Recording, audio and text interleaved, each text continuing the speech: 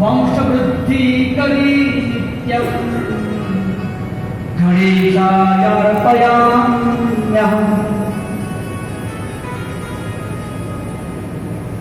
ગણપતિજીને રોજ દરો ચડાવવો. એનાથી ચામડીના રોગ ના થાય. ચામડીના રોગ થયા હોય તો મટી જાય. બોલો શ્રી ગોવર્ધન.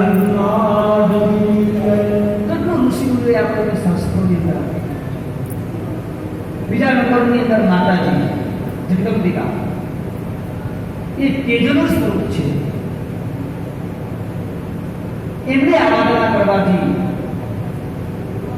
આપણા કુળની વૃદ્ધિ થાય છે. કહીએ છે કે મને કુળદેવીની કૃપાથી અમે સંપત્તિવાન થયા, સંતાનવાન થયા. સંપત્તિ